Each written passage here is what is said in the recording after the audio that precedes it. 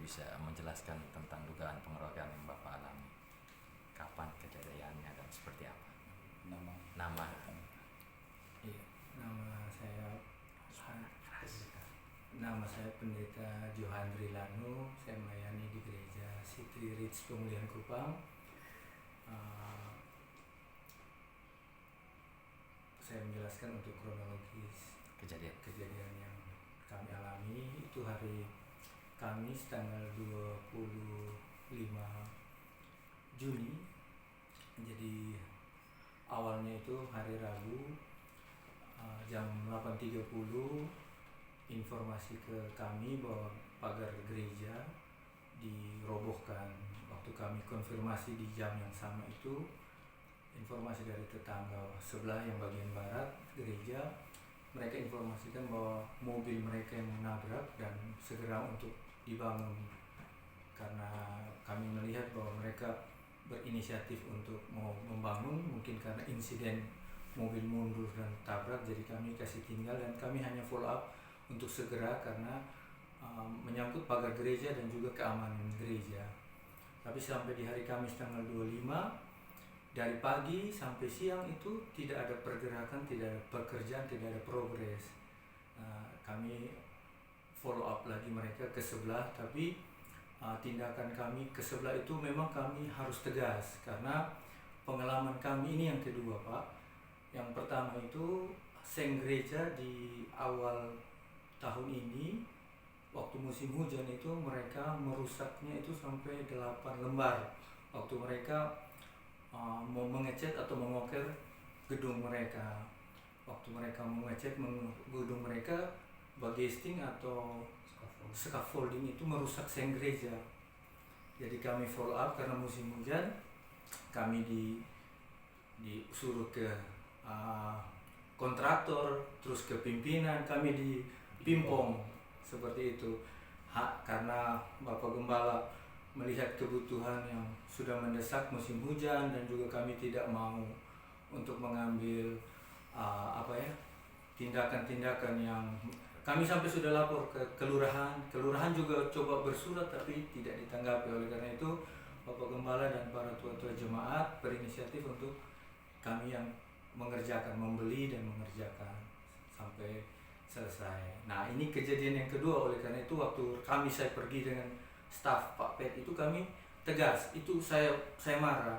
Saya bilang ini rumah Tuhan dan ini bukan kali yang pertama. Segera bangun karena menyangkut keamanan gereja. Dan itu yang kami pergi, kami marah. Tidak ada makian, kami hamba Tuhan, tidak ada. Hanya memang nada kami tinggi karena kami minta pertanggungjawaban. Kami tegas karena keadaan yang pertama itu tidak ada pertanggungjawaban. Seperti itu. Setelah itu kami pulang mempersiapkan pelayanan ibadah syukur. Jam 4.10 itu ada seorang ibu dengan 3 staf. Ibu ini bilang dia istri dari pimpinan di sebelah. Oke, mereka di luar mau bicara, saya bilang mari masuk. Jadi saya masuk ke ruangan ini, mereka masuk, kami bicara, kami diskusi, dan dari diskusi itu ada kesepakatan. Jadi ada 2 ibu masuk sama salah satu staf laki-laki, 2 staf itu di luar.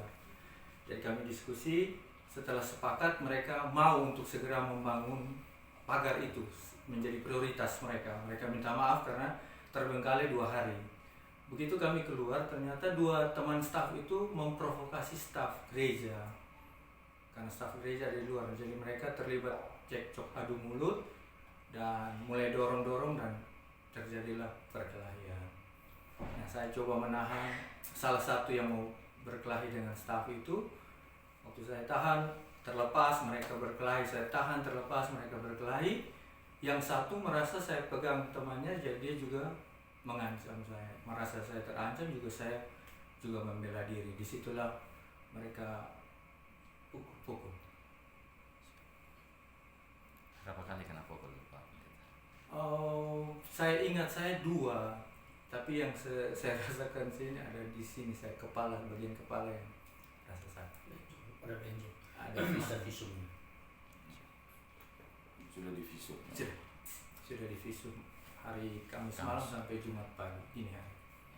Jadi saat itu juga berikan laporan. Siap, iya. Karena kita ada ibadah di jam 6. Peristiwanya terjadi jam 4.10. Jadi saya harus berkhotbah, beliau harus hadir mempersiapkan pelayanan. Jadi mereka tidak kasih tahu saya, mungkin takut saya terganggu pelayanan. Habis ibadah, habis pelayanan di rumah jemaat, pulang sampai di rumah baru mereka sampaikan ke saya, tadi ada peristiwa. Oh, ini tidak bisa ditinggalkan karena sudah 2 kali. Saya bikin laporan polisi. Jadi kita bikin laporan polisi malam itu juga, bikin laporan polisi, langsung pergi visum, langsung BAP. Jadi kita sampai di Polresta sampai jam 4.30 pagi selesai hari itu. Kan kita berpikir kalau tunggu kapan lagi, ya kita selesaikan hari itu. Siap, Bapak Gembala, ini harapannya dengan kasus ini kan terjadi di salah satu pendeta di gereja ini. Mungkin sebagai Bapak Gembala bisa harapannya seperti apa? Saya sebagai gembala merasa bahwa tidak ada inisiatif baik terlihat dari kasus pertama. SEM kami 8 bocor, kami punya videonya lengkap. Air masuk di gereja, hujan besar, dan saya video sendiri. Saya bilang kepada pendeta Henry, tolong sampaikan, alat di dalam gereja ini mahal semua. Kita ada Videotron, ada komputer, ada mixer, semua mahal. Nah, alat digital kena air selesai Pak. Dia bilang segera diganti. Kita bersurat ke kelurahan, kita minta dimediasi, kelurahan hubungi mereka, hari ditentukan pergi ketemu mereka, tidak gubris Pak. Jadi menurut saya tidak ada rasa hormat kepada gereja dan rumah Tuhan, yang itu kami sesali. Di kota yang disebut kota kasih ini, tetapi ternyata tidak ada kasih kepada rumah Tuhan dan gereja Tuhan dan tokoh agama. Itu yang pertama. Jadi waktu ini terjadi, saya merasa kalau kita biarkan begini, kita punya hidup, gereja hanya urus masalah dan tetangga. Tidak bisa. Kita harus selesaikan. Jadi waktu peristiwa yang kedua, sebelum kita lapor polisi, negara ini negara hukum, biar polisi yang menyelesaikannya secara hukum. Jadi hari Minggu saya suara gembala kepada semua jemaat, karena selama ini masalah saya hanya kami dengan tua-tua jemaat, ada Opa Kos di sini dan semua tua-tua jemaat. Kan bilang bagaimana ini, tua-tua jemaat bilang, Bapak kita sudah coba hubungi mereka, mereka tidak mau. Jadi biar sudah, kan itu mau masuk Natal, ini bulan baik, kita ganti sendiri. Saya 8 lembar kita beli, kita bayar tukang, kita pasang sendiri. Mereka yang kasih rusak. Mereka pasang setelan di atas seng gereja untuk mereka punya, mereka plester, mereka punya gedung 2 lantai itu pasang setelan di atas seng, ya bocor lah. Lalu semen jatuh di atas seng 8 lembar, ya pasti karat. Jadi kita bilang tolong ganti. Kesepakatannya sudah ada sebelum mereka pasang setelan, kan mereka izin. Kita bilang boleh pakai, tapi harus itu ganti. Mereka mengiyakannya, tapi tidak melakukannya. Jadi kita juga bingung Bapak, ini bagaimana cara berpikir dan cara pandangnya, kita bingung. Yang pertama secara sosial, kita bertetangga. Yang kedua, secara umat beriman, beragama, ini rumah Tuhan. Dua-dua kategori ini tidak masuk. Jadi itu yang akhirnya membuat kami memilih untuk melaporkan ke polisi. Mohon teman-teman wartawan, ini gereja Tuhan, ini rumah Tuhan, tolong dikawal sesuai karunia dan talenta yang Tuhan beri, supaya keadilan bagi rumah Tuhan dan gereja Tuhan dan kami hamba-hamba Tuhan bisa terlihat jelas. Itu mungkin yang saya tambahkan. Harapan kami ada penghormatan dan rasa menghargai dan menghormati rumah Tuhan Pak. Ini gereja Tuhan Bapak. Teladan seperti ini kalau generasi di bawah lihat, mereka bagaimana? Ya tuh Bapak. Sebab tidak ada teladan dari yang sudah tua, yang merasa tua, tapi tidak menghargai dan menghormati rumah Tuhan. Mungkin berpendidikan, mungkin punya jabatan, tapi kok rumah Tuhan dianggap sepele. Rumah Tuhan tidak dihargai. Hamba Tuhan dianggap biasa.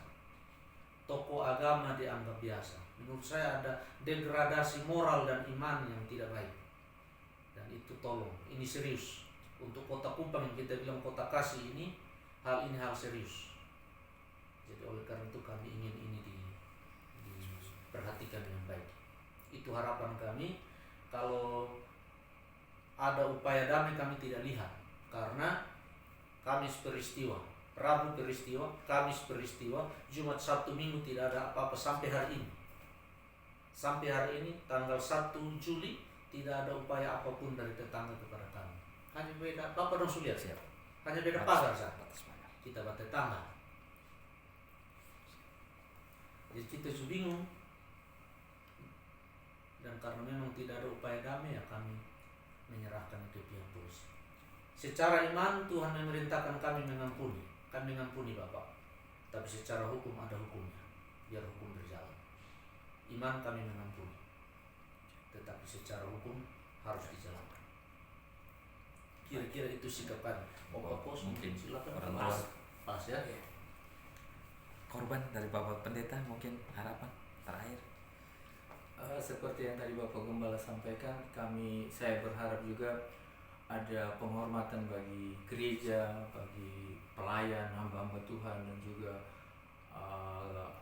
ruang-ruang ibadah seperti itu. Karena itu yang saya bilang, pengalaman pertama mereka tidak buat mereka untuk menghormati atau belajar menjadi lebih baik. Pengalaman kedua kami sedikit memberi ketegasan di sana untuk mereka bisa menghargai seperti itu, Bapak.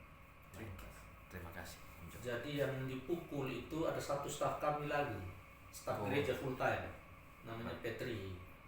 Jadi waktu yang saya bilang, Pak Pendeta Henry ada mediasi di dalam, di luar staf itu dipukul duluan.